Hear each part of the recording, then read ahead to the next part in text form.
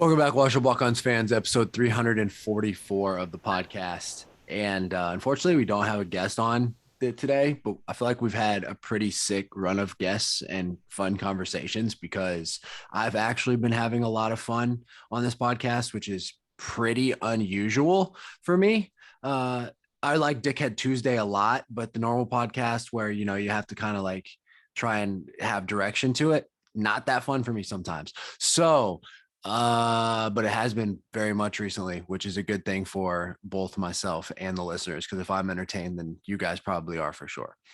Cliver said this is episode 3, Ben Neiman, 344. Shout out to Ben Neiman. He is an Arizona Cardinal. And he said he loves Arizona so much that he would like to live here long term, maybe. Wow. So shout out to Arizona. Shout out to Ben Neiman. I mean, I can't say that surprises me. Arizona is there's not a lot to complain about from my limited exposure. There's been torrential downpours and thunderstorms recently, which has not been great. My back lot of earth has been extremely flooded over the past week to 10 days, which is not great. Don't y'all like need rain there, like in the worst way possible right now? Well, I'll tell you what, my house has got it for all of Arizona. Really? What's a water bill like out there? Because I keep reading the news about the drastic water cuts that are being made out in the West.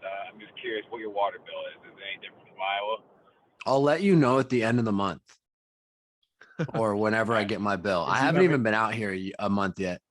That you haven't gotten your first bill yet, which could be a whole nother situation. Yeah, welcome in to episode 344. As Drake alluded to there in the intro. Does your shirt say douche? Oh, dude, from this angle, it actually does look like it. How awesome would that be if I had a cutoff that said douche? And I wore it. No, it says do the work. So it does say douche. No, I mean, it's a bit douchey, but it was a gift. It's one of the Rock's shirts, so you can basically just count me as a guy who wishes he was a bodybuilder who drinks a shitload of Monster and wears American Fighter t-shirts and this t-shirt. Speaking of fighting, I don't want to get too much into this, but oh my God, I didn't think it was possible for this man to be hurt this bad. And it just goes to show that as long as the clock still has time on it, anybody can win. And that's for sure one of the biggest underdog stories in sports history, though, because if you look at what the live betting odds were with like 90 seconds left in that fight, they were astronomical, dude. You could like him closing that fight with the head kick is like the miracle on ice. Yeah, you put like 100 or 200 or $1,000 down on that, and you set yourself up for 3 generations of wealth. Like that kind of money. Kev, did you catch that at all? Yeah, no. I was I'm assuming the fight was last night. Yeah.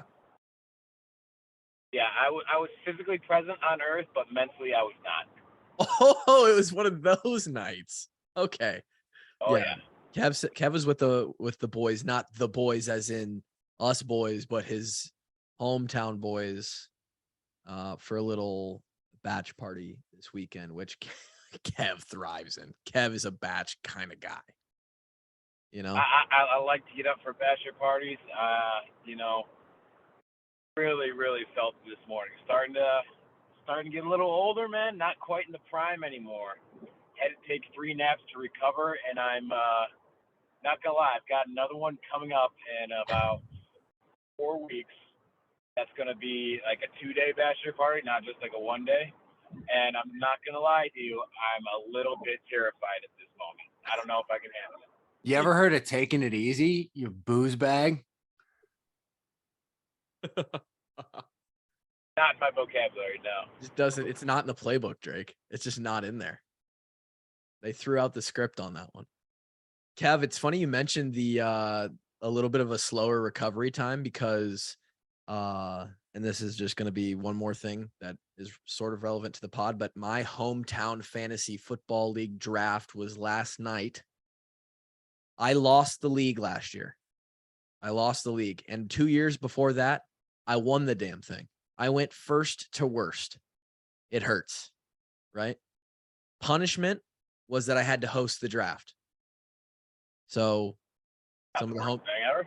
No, really not a bad punishment. We've had much worse in our league. I caught it on a good year. So had a few of the hometown boys. That really feels like you made the punishment. You were just like, oh yeah, this year we're just gonna do it my house. No, it's been that. So the reason for the punishment, and it is a weak ass punishment. I honestly hope that we come up with something different this year. And we need to soon before the first week starts. But we're gonna talk about it on Dickhead Tuesday. My league's gonna have a certain punishment. If you want to be part of Drake's fantasy league, you're gonna have to be down for a little bit more substantial losers punishment. Are we gonna have a punishment for each of the losers of our 3 leagues? Oh, come on. It has to be videoed and everything. Okay. I'll get there in a second. So had the boys over last night. The individuals that I had over to my house, all very, very party going people when we were in college. They're all our age, right? So they're all 4 or 5 years out of college as well. But these guys could put down some liquid, and all 4 of them were talking about how I think 3 out of the 4 of them said that they felt like they were immune to hangovers in college. Just didn't feel it. I cannot relate. I have never felt that. In the very limited amount of times that I have drank enough to kind of put you in a bad spot, I felt every ounce of that, and I am a massive pussy. You count me out for anything that you need done if I'm even a little bit hungover, right? I'm soft as shit. These guys said that they were immune, and they said, like, they were talking about how crazy it is that the tables have turned, and now they feel like absolute dog shit when they drink. And I was like, yeah, well, join the fucking club. It's been that way for me for the last 10 years. So, you're muted, Drake. So that's interesting. Fantasy is going to happen for the walk-ons. Drake, in fact, I had an email from him doing his job before this podcast. Kevin, we're going to get him to do his job as well. You see what our league name is, our little room name? I didn't even go into it yet. I just saw that you sent me the link. Kluber's Crack House. That's home field for us. Okay. We were going to try and do it where I had all 3 leagues on my account. There was an issue where it was making me have a team in each of the leagues. I don't need 3 teams. So we're each going to individually create our own league. There will be 12 teams per league, which means 33 of you are going to get to participate, which is over twice as many that did last year. And if we have enough for another full league of 12, we will create another full league of 12, and I'll just have a dummy team that doesn't matter. And we can play with more. That being said, that is going to get set up no later than this week. We have 2.5 weeks until the first Thursday of the NFL season. And it's exciting because football is officially back in the swing of things. Need it, dude. Been feeling the lack of football very hard recently. In fact, I'm pretty sure that Nebraska Northwestern play this Saturday. Is that correct? It's game week, man. We got Big Ten football in less than a week. What? In Ireland. Excuse me? Right? Is that correct? Yep, Nebraska and Northwestern are playing over in Ireland. Yep, and then we also got Wyoming and Illinois playing on Saturday as well. What a lineup! What a lineup of games! Just 2 absolutely incredibly mediocre football games going down on Saturday. But hey, football is back, and I'll take it. I'd watch 2 D3 teams play at this point. So football's back. We're going to get the fantasy going and finished up this week. We will figure out a time where we can all draft. With this many people, not everyone's going to be available for the draft. So we'll tell you to. I made mine on the Tuesday before the first Thursday game. Okay. That's a good place to at least have it for now. And then we can go from there. Cool. Housekeeping, got that off the list. What you were supposed to be hearing today, instead of just the three of us catch up on a bunch of stuff, which we actually do have a decent amount of things here, was supposed to be me. You took a bullet in the chest with this one, huh? Dude, it hurt. What did you do? What happened when you got the text? I've never felt more defeated, really. Yeah. I was so sad. I was stoked. I was prepping. I had notes on my phone. I had gone back to like our previous episode with Dolph and taken a couple notes from that. And Wednesday, I get a text that for anybody who follows Dolph, he posted a picture of him at, I think, St. Andrews. That could be completely wrong. Some golf course overseas. He was on his vacation, similar to a teacher. Once Dolph hits football season, as you can imagine, that man doesn't have a break all the way through March Madness. He's doing all the games. And so I'm sure he takes a massive, extravagant summer vacation every year. He was overseas in Europe, and I get a text on Wednesday that Dolph's flight gets canceled. His flight home Wednesday gets canceled, and the airline pulls the all-time cuck move of the century. And I sat for 30 minutes in my basement and was sad. And then I had to tell the Discord that we weren't getting a Dolph episode done. You guys don't get to hear me and Dolph talk today. That also nixed the opportunity for the potential bonus sit down that could have been with Bobby Hansen and Ed Podolak. So that's very, very disappointing. And you didn't just get shot twice. They triple tapped you, dude. Yeah, they shot me in the head and then put two in the heart just for insult to injury. So that's that. Now, here is the good news. Through communications with our people that had kind of set that up, even though I have Dolph's number, we could have just set that up anyway. He says, he reaches out and says, hey, when I get back, hit me up. I still want to see if we can get a time set. Hey, and in the Discord, you're like, do you know something I don't know? Of course I do, Kluber. I see the future, idiot. You don't. And you said that before any of that happened. So you're just talking out your ass like you usually do. I'm okay with it. Continue to do it. We've built a brand on it.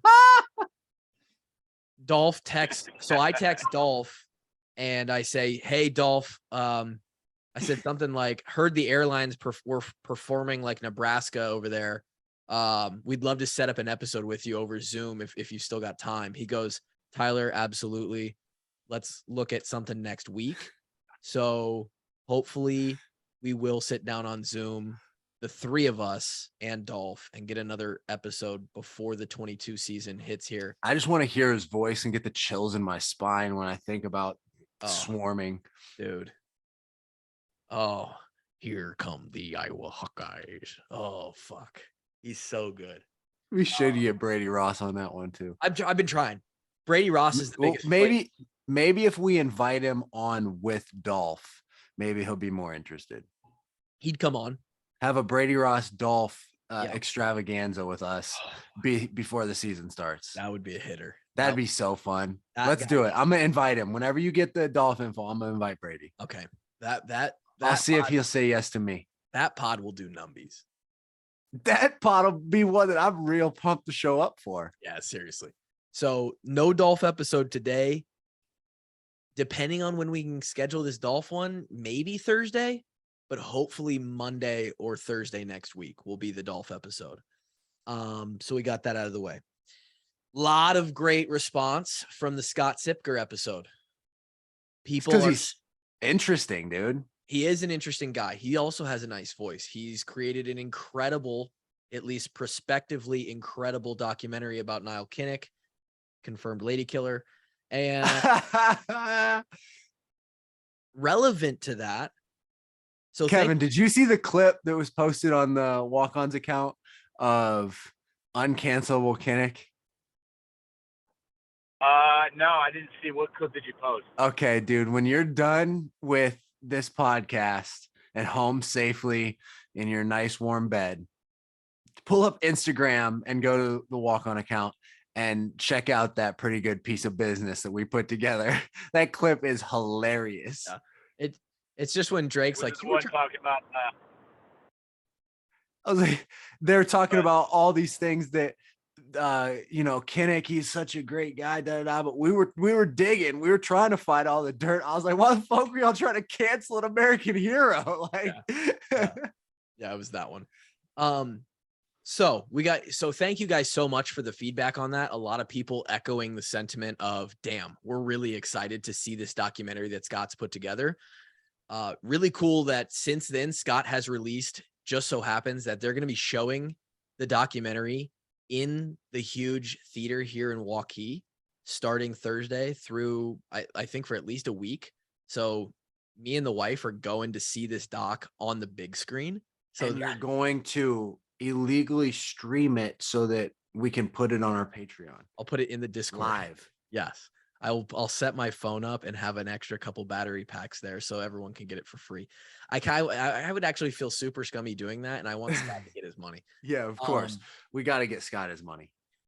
But I got an email yesterday from a guy who said this. And his name was, hold on. The 1-star review? No. And I hope Chris is okay with me sharing this. There's not a ton that gets way too personal here. It's a very, very cool story. Assuming that it's all true, I have no reason to think it's not. This is from Chris Halpert. I listened with extra interest to your last pod with Scott Sipker regarding the Nile Kinnick film. I was extra intrigued by the part about Nile and the ladies. My great aunt, formerly Era Halpert, oh no, dated Nile quite seriously. And we were talking about his big old piece of meat.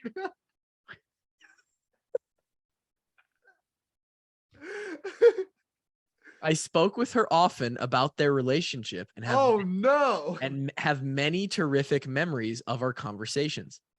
Era, spelled like ERA, like an era, did give me copies of his dick pics. No, Jesus Christ. Era did give me copies of the letters that Nile would write to her. However, along with some notes she made about their experiences as a couple.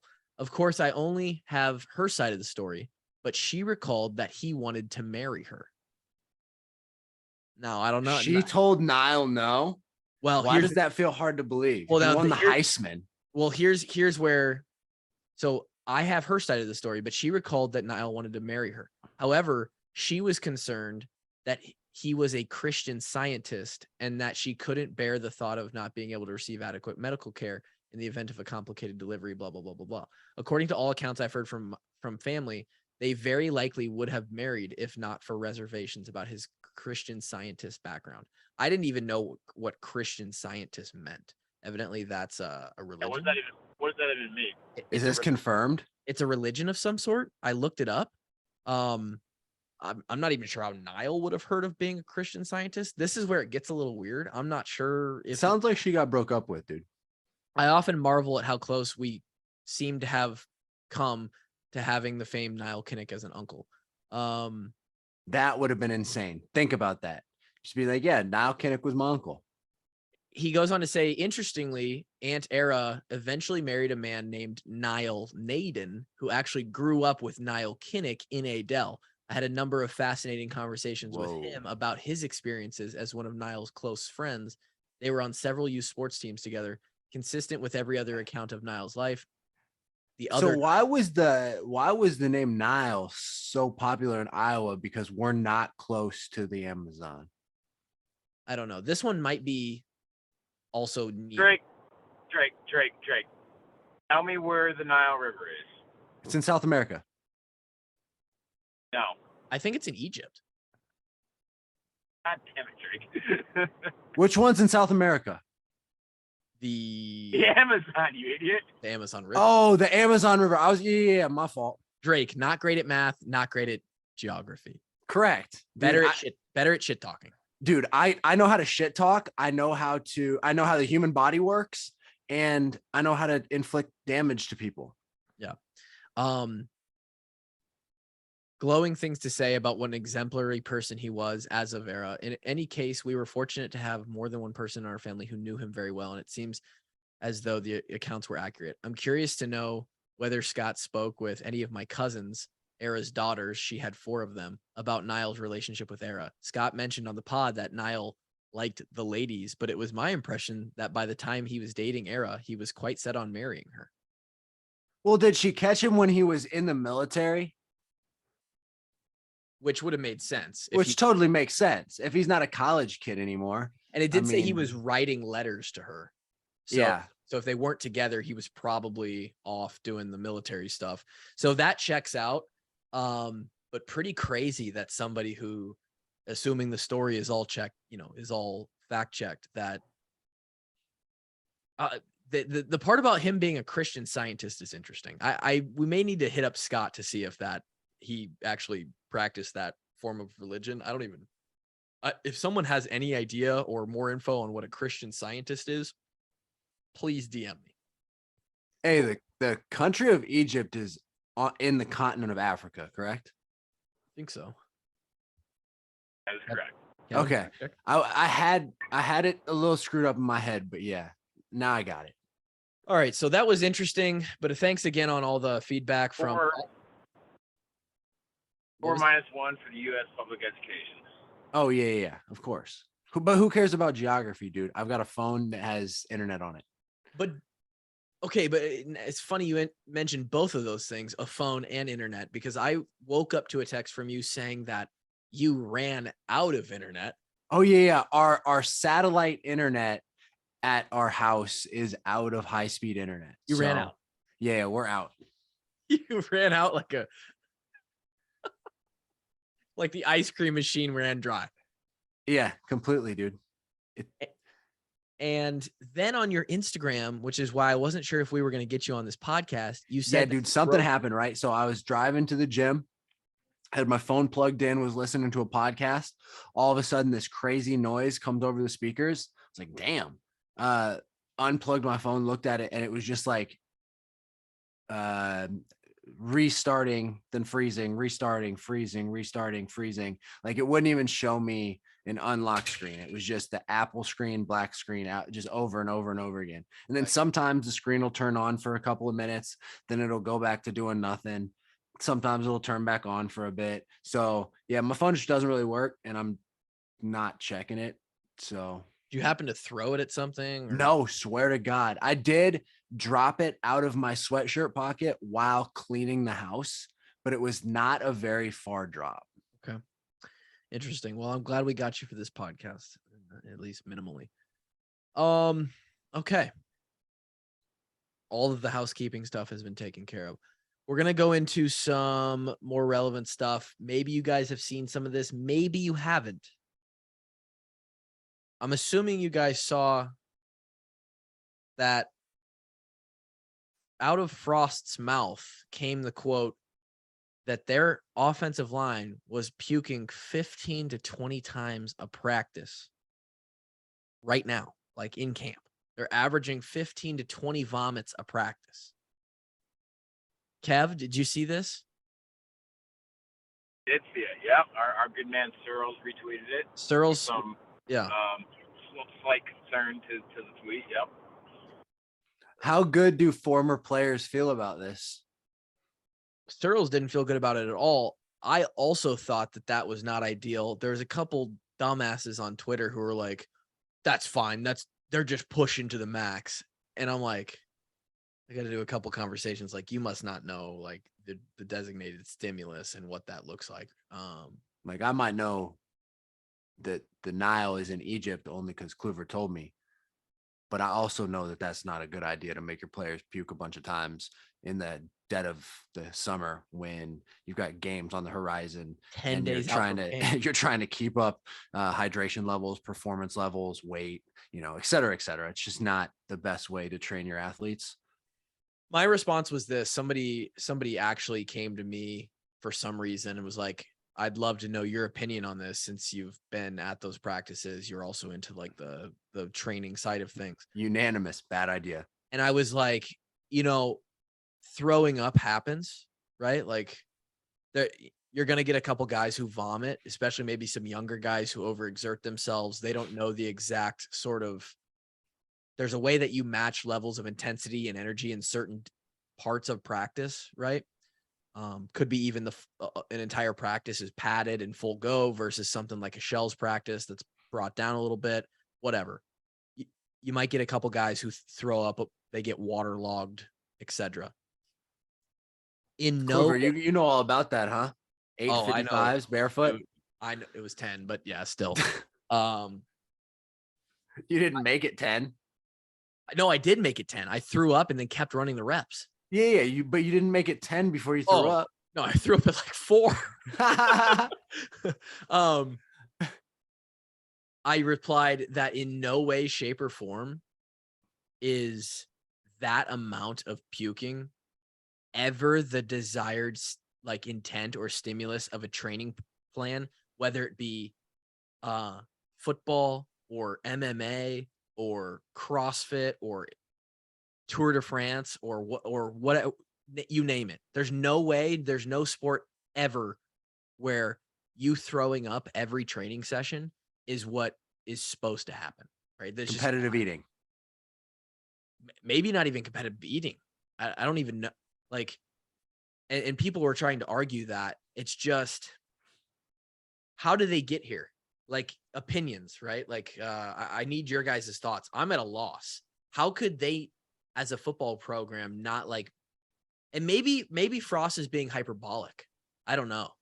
But like, I just don't see that as a good sign that offensive line is going to be ready to tear some heads off here on Saturday against the Wildcats. Thoughts?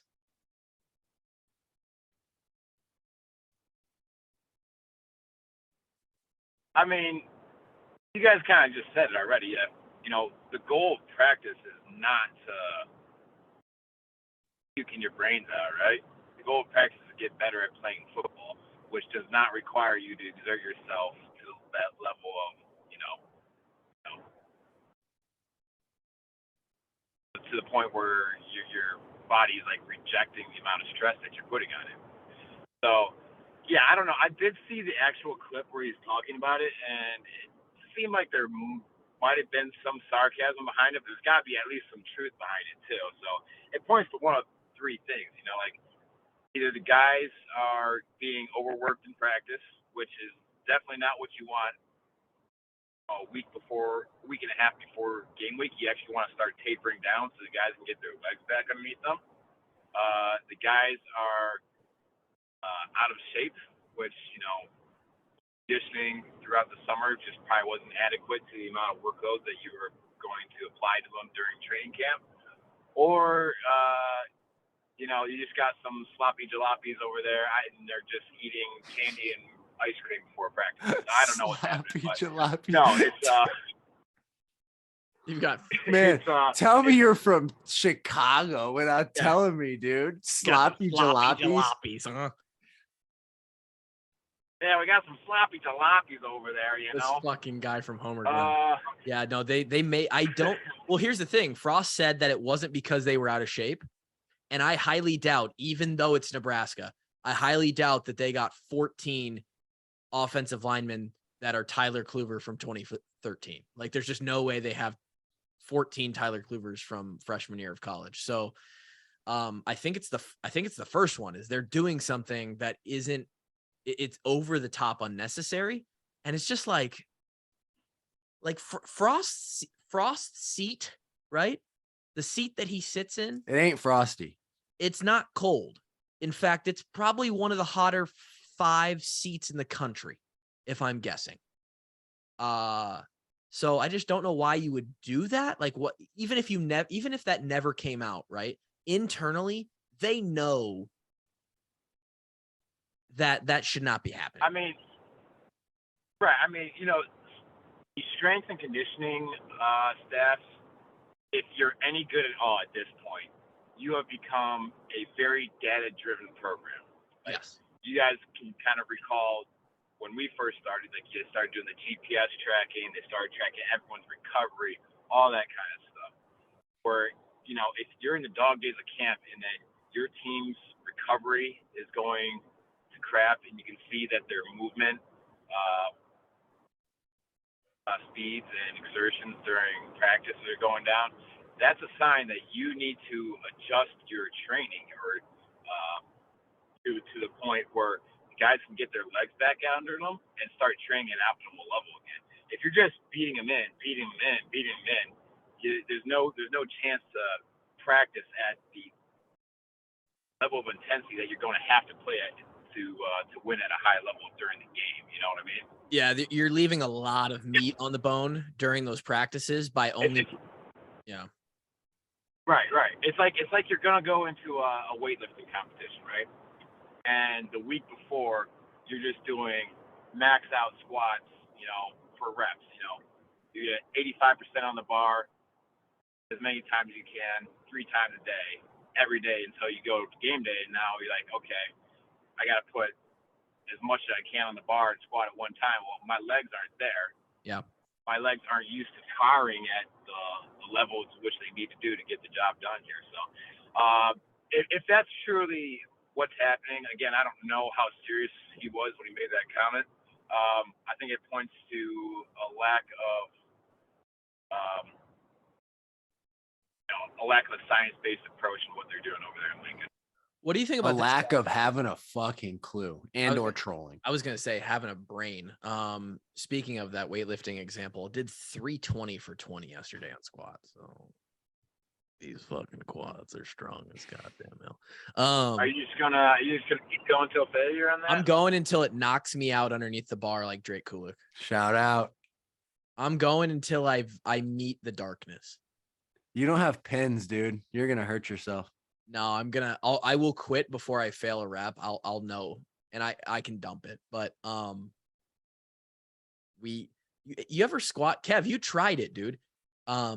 At the back end of this program, when you get to the high weights, by the time you get to rep 15, your lips and fingers and toes start to tingle because of lack of oxygen. It's unbelievable. Yeah, I'm about 2 weeks into it right now, and it's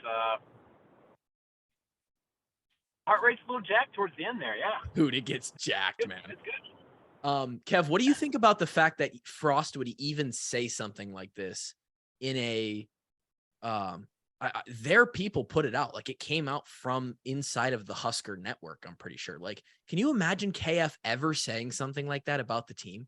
It's not even close. I mean, no. Well, I mean, one, there's a little two different guys. Little black mark on Iowa's record with pushing guys to the extreme back around circa 2010. So definitely not something I don't think KF would be bragging about. It's really not something anyone should be bragging about. Right. You want to brag about how hard you guys are working? Look at the numbers that they put up in the weight room.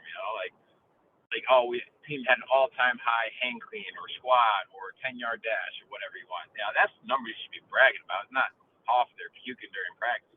It's not hard to make someone puke. It's not hard to put them through a brutal workout. Right. What's hard is to put them through the optimal level of conditioning to get them to their peak performance at the exact right time. Yeah. So any dumbass with heavy weights around and a field that they can go run on can make any athlete in the world puke if you just try hard enough. I got into a couple of conversations about that online too. It's like, if you want to throw up, just give me an air bike and I'll get you there. Exactly. I mean, it's not the Navy SEALs, all right? There's a very few organizations in the world where you need to push guys beyond their physical limits so that they can get to the mental space like, hey, I've been here before, right. I can survive, and I can still do my job. Football ain't it. All right. Well, You ain't ever pushing yourself that hard in football. and somebody brought that up as a example when I said in no situation are you training to that stimulus where you want to be throwing up. And someone was like, one of the most elite organizations in the world, the Navy SEALs, they during Hell Week, they throw up 5-10 times a day. And I was like, dude, first of all, this isn't war. This isn't life or death. Football is a much more programmed, known game test than being on the battlefield. And Hell Week is a test. It's not training. Hell Week is a test to find the baddest motherfuckers on earth, to push you past what you actually are capable of doing, to find the most mentally hardened individuals that we have. It's just not that serious. Right, and you said exactly right. It's a test. It's not training. You don't do that for a year, right? And then go off to war. Like it's Hell Week for a reason. Right after Hell Week, they don't train that hard ever in their career again, like in a constant 5-day span. Yeah. So and I think it's I think the issue here is like really old school kind of uneducated opinions about strength and conditioning. Is like, you just push yourself harder, you can keep doing more and more and more. Which the new wave of strength and conditioning is much more data based. It's much more science based. Where very, very rarely should you be ever going to that point of pushing beyond an athlete's limits. If you're trying to train them to be their optimal biological self, you know what I mean? We've entered the Nick DeMarco era. I'd love to hear what he thinks about all this. He probably thinks those guys are absolute tool bags. He'd laugh in their face. Yeah, 100%. I mean, and it's exactly the same thing. I've talked to those guys like, we're kind of going off away from what's happening over in Nebraska, but, strength and conditioning around, like, staffs around the world, like, Nick DeMarco's and, like, the guys who, like, have a head on their shoulders and follow the data science-based programs absolutely hate the reputation that the industry gets from the bros, just squat heavier and lift harder and run more, yada, yada, all that shit. Yeah. Because, it just gives us gives the industry a bad reputation. Yeah, DeMarco and his colleagues that share the same philosophies as him they've got a thick stimulus to break as far as that bro old school kind of shit goes. You mean stigma? What did I say? Stimulus. I was talking stimulus too much during that throw up conversation. Yeah, stigma. Dude, speaking of squatting too much and lifting too much, on NFL 100, Nick Chubb's highlights had him squatting 675 without a belt. And it's impressive, but which is fine because if that's not his, he's obviously probably got a higher threshold than that. Which is relative to you, not okay that somebody can run that fast, be that strong, and be allowed to carry the football in the NFL. That's a weaponized human, and it's not okay that he's allowed to carry the football. That's unbelievable. 675, and I saw without a belt at the speed he was doing it at, and the relative ease, right? I mean, that's starting to push like. What? Great, you're absolutely right. That is a military grade weapon. If we had 30 Nick Chubbs, we just send them over to Ukraine. The war would be over in a week. I mean, he's literally 225 pounds of dynamite. I mean, Kev, you were into powerlifting, and I know that some of the records in powerlifting have gotten to some pretty kooky levels, but for his body weight, I mean, he's starting to push like some legitimate competitive on a world scale number. Legitimate, yeah. Like, I mean, yeah, 675 in the world of powerlifting isn't crazy, but the thing is, one, his body weight isn't what those super heavy lifters are doing. Two, he's an athlete on top of it. Those guys can lift a weight, and that's about it. You put them on a football field, and they will look silly. Yeah, you want to talk about a guy who, talk about a guy, huh? This guy Nick Chubb. Tell you what, man, he can squat some weight. He can squat some weight. Speaking of moving a little weight, did you guys see Harbaugh pushing the sled? No, I don't watch anything that Did not. douchebag does. They're doing the old Big Ten tailgate tour where they go around during camp and, what's his name? Jerry DiNardo, and I don't even remember their other names. They give their analysis on the day. Harbaugh, of course, on their stop at Michigan, they had a sled. I don't even know why they had a sled out either. It was at practice, and they were having them do like 10-yard pushes with like decently heavy weight. And like Harbaugh pushed the sled, but tried to play it off like he was just moving the weight to the next line or whatever. It was dude, he's such a, he wants, I think Harbaugh thinks he's a movie character, like in a movie. Like he's in the Truman Show, and he hopes that he is, but he's not sure. And so at all times he's just playing the shtick of like, I don't know, fake person. It's weird. He's a strange cat, man. I've said it before. I'll say it again. Like, he's just a strange cat. I would feel weird playing for that guy. I would too. Things you don't love to hear: Charlie Jones impressing and doing well over in West Lafayette. Quote from Jeff Brome was, this Charlie Jones kid can play some football. He is slotted to be their return man, obviously, and potentially their number one receiver. So wow, I hate my life. Number one over there. I hate my life. I actually don't hate my life. My life is fantastic, but I really hate this because I don't know what went wrong other than Keegan and Arlen and just not enough reps in an offense that is already very balanced and not pass happy. I 100% will be pursuing an interview with Charlie Jones after this season for the Walk On podcast. And I think that if we're talking about numbies, that one will do them as well, if we can get him on. So we've got that. What else do we have?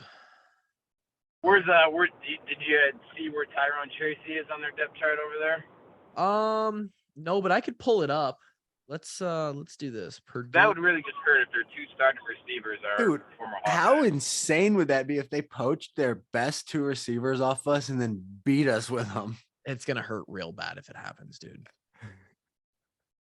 It's gonna feel like getting absolutely slaughtered, dude. So according to ourlads.com, which is the best place I've found to see both NFL and NCAA football depth charts, Charlie is their starting X receiver. Then they have a starting Z. His name is Brock Thompson, and a starting slot named TJ Sheffield. Tyrone Tracy is behind TJ Sheffield as the number 2 slot receiver. So he will probably see a fair amount of reps. But Charlie just walked over there and beat Tracy out pretty easy, huh? Charlie walked in and said, "Let me just take this starting X spot." No big deal. Yeah. And he's got Aiden O'Connell. I guess that kind of validates why he was getting more reps than Tracy over here in Iowa then, I guess, right? I would say so. Yeah, they're seeing the same thing over there. I mean, I don't know. Tyrone showed so much promise as a freshman in the early parts of his career at Iowa, and then it just sort of never took those big jumps to really separate himself. So I don't know. Quite honestly, I hope they do well. They seemed like good kids. Charlie seems like this guy that's got a massive chip on his shoulder and just has a little bit of a fuck you to him, which I respect. I just hope that he catches 0 balls and fumbles 3 kick returns when he plays us. Odds not likely. Moving forward. I'm actually interested to see how he does as a return man this year, because I like to think that we've had some pretty good special teams units as a whole. Agreed. And, punt, you can make stuff happen a little bit more by yourself, but kick return, I would say that's actually more to do with what the what the other 10 guys on the field are doing than the actual returner. I would agree with that. So I'll be interested to see how he does. I would agree with that. It'll be interesting. The Big Ten guys did say that they saw nobody even close on their tour around the Big Ten spend as much time on special teams as the Iowa Hawkeyes did. And I love that. I love that. It's just such a one-to-one of cause and effect. You come, they see the practice, they see how much time they work on special teams and fundamentals and tackling. And then every year they seem to be amazed at how good Iowa is at special teams and fundamentals and tackling. And it's like, it's not hard. You just spend more time working on it. It doesn't easy. Is it true that our kicking battle is between two studs? Dude, kids day in camp, they went 100%, 7 for 7 and 8 for 8. Man. And both of them got backed up past 50. Both drilled a 53-yarder. So things we love to see on the special teams front. In Kinnick. Yeah, in Kinnick, Nile. After a shaky in Egypt. Yeah, in Egypt. They had a shaky day back in the spring. It seems as though, and I know better than anybody that I watched Miguel and Marshall and every kicker that we ever had go out and had a perfect day, look insane. The next day, you could so easily regress and go 2 for 8 and look like a dog shit kicker. It varies quickly, but you can only judge them from what they put out on the table, and their last day out was 15 out of 15 combined. So I feel really, really good about this. I'm hearing that Drew Stevens, the true freshman who came in at semester, is going to win the job. Wow. True freshie? Yeah. So impressive. Last guy to do that. Shout out Keith Duncan. Keith Dunk. That's a lot of trust from not only LeVar, but we know that what was that, Kev? Just hope the kid had some fucking stones on him. Well, and that's the question, right? It's a little different when the lights go down and those butterflies are bumping up, they're bumping all around in your liver and your kidneys, and it's noisy and there's some shit on the line, right? You just got to hope that your kicker's built like a grandfather clock. Tick-tock. Put it through. That is exciting. You didn't get that joke, huh? Grandfather clock.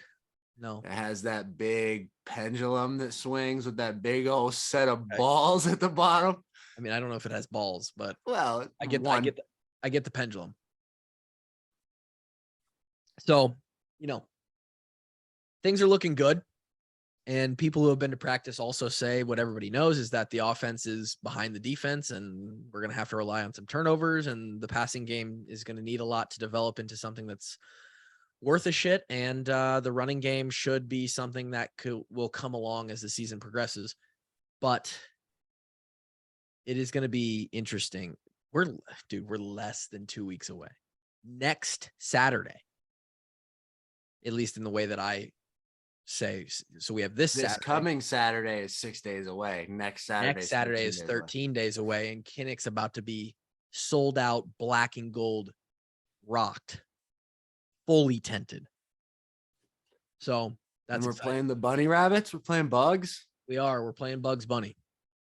And we'll have a preview of that with hopefully Brandon Snyder. I can't guarantee that right now, but that's the plan for next Thursday's podcast. We don't have this is the most exciting thing. We have hardly any podcast to slug through here before we're just previewing and reviewing games. We're into the season, boys. We're there. We made it. Football season is here. We've survived another off season of dry content. I had somebody on Twitter say that our summer content through the spring and summer was fantastic. So they're either off their gourd, or we spaced the good episodes out just far enough where people thought they were getting some value. So good for them. Let's see. Is there anything left? I know there was a couple questions in the Discord, but I don't know if they were worth a shit. Great. Wow. Well, because you already answered them. One of the questions was, that was a dumb question. It was the one about being blind for a month, deaf for 6 months, or lose your sense of smell for a year. And honestly, that's just disrespectful to those who have disabilities. So I'm not going to rat on who put that in the Discord, but you're a piece of shit. that guy is not good. So disrespectful. I will bring up one more thing. Joshua Perry, Who's that? He's a guy for BTN. Evidently Jake Butt, former Michigan tight end, now works for the Big Network as well, Big Ten Network. They came out with their predictions, or I guess their preseason power rankings for the Big Ten. And I just wanted to show them to you. I thought they were a little bit comedy. 9th and 8th is where they slot the Hawkeyes in. And this is all just, media bullshit. But they both have Ohio State 1, Michigan 2. Then both of them have a 5-team second tier that involves Purdue, Minnesota, Michigan State, Penn State, and Wisconsin. That's the way Joshua Perry has them. Jake Butt has it Michigan State, Wisconsin, Minnesota, Penn State, Purdue. And then they have Iowa and Maryland at 8 and 9 switched around on either side. And then they have the shitty teams of the conference. Illinois, Nebraska, Rutgers, Northwestern, Indiana. Jake Butt has them a little bit different, but sort of interesting. I don't know. Michigan returns like 9 starters total. And I know that they reload with talent and they're a blue blood, but man, some of these teams do not return. Minnesota? Do they know something that we don't? When's the last time they beat us, dude? Or is that just because they have a weak ass schedule? Minnesota football. They must just have a weak schedule because there's no way they'd be power ranked like that. Their crossovers are Michigan State, Penn State, and that's it. That's not that weak. That really isn't. They play. Yeah, Michigan State's lost a lot too. I don't know what we're gonna. But they have Michigan State. These two guys are ranking Michigan State as one of the top 3 teams in the conference. Jake Butt has them 3rd and Perry has them 5th. And Jake Butt hates Michigan State. Seriously. Yeah, I mean, we'll see. I don't know. We'll see how they reload, but they lost a lot of guys. They did well in the portal the previous year, and that's what kind of was able to give them a nice little bump up this year. I don't know. We'll see. I'm not sold on Sparty this year yet. They seem, I don't know about them. Lastly, I want to take a second to highlight before we go away here. And this happened. I figured we'd do it just because the guy asked for it. There is going to be a high school football game in Kinnick Stadium. And it is so it's going to be Iowa City High versus Liberty, Iowa City Liberty. It is happening this Friday, August 26th. The rivalry showdown will be dubbed the Clash at Kinnick. And I believe the president or the principal of Iowa City High tweeted at me and was like, "Hey, will you promote our game at Kinnick on your awesome show? Only if you let me announce it." And I believe he said tickets are available on either of those 2 schools' websites. I'm so jealous, dude. How sick would that be to be in one of the locker rooms as a high schooler and walk the tunnel? Imagine being in the home locker room. So it would be unbelievable. You'd feel like you were at Disney World. It'd be unbelievable. So obviously it's 2 Iowa City teams. As many people that live in the area, Iowa City, the surrounding smaller areas, Cedar Rapids. That's one to go check out just for fun. If you want your Kinnick fix 8 days early, you can go this Friday night and watch the Clash at Kinnick. damn good place to watch a high school football game. That's all I got to say. So I will pump that all day long because Iowa high school football is shout out, right? How the Muscatine Muskrats looking this year? About like the Marshalltown Bobcats are? Probably, dude. Yeah, Muscatine coaches, I'm sorry, man. Hey, how's the Providence Catholic Golden Jesuses looking? It's gonna be an interesting year. We got a first-year head coach this year, so Shit.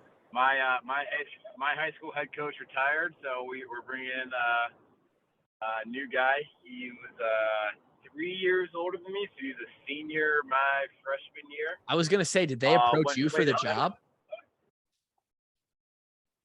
It's funny you asked that.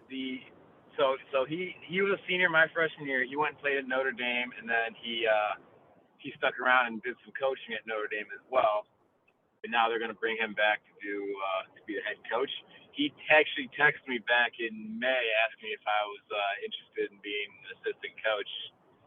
He I said, said, yeah, but hey man, I need a D coordinator. That 3-hour commute was going to be a little rough, so couldn't quite make it happen. Those kids couldn't handle Kevin Ward in individual period. No way. Dude, if Kevin was my high school coach, I would have hated myself. I would have quit, dude. I would have fucking quit. I would have played tennis. I think tennis is in the spring. I would have golfed. 100%. Not being able to tell Kevin to eat a bag of dicks whenever you want would have driven me insane. Yeah. Not a chance. All right. Well, hopefully one of the next 2 episodes, you're hearing Dolph's beautiful voice. The voice of the Iowa Hawkeyes. The Iowa Hawkeyes. And maybe we can get DeMarco on Wednesday, Drizzy. Ooh, that'd be sweet. I'm gonna hit him up.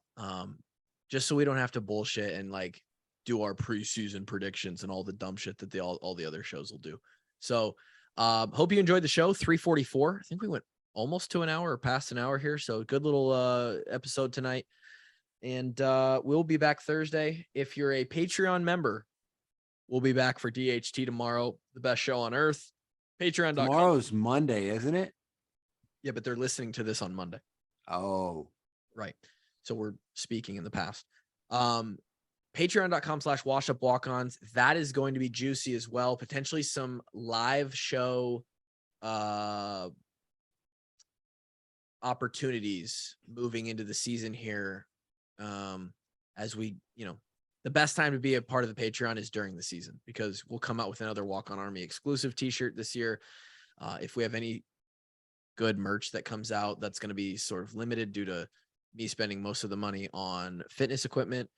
You will have first crack at that inventory and all of the best stuff you're going to get before anybody else. Apart from the fact that you're supporting a brand, you're supporting the kids, you're supporting the walk-ons, and it's good to donate. So it is what it is. We'll talk to you next time. Hope you enjoyed the show. Peace. Peace.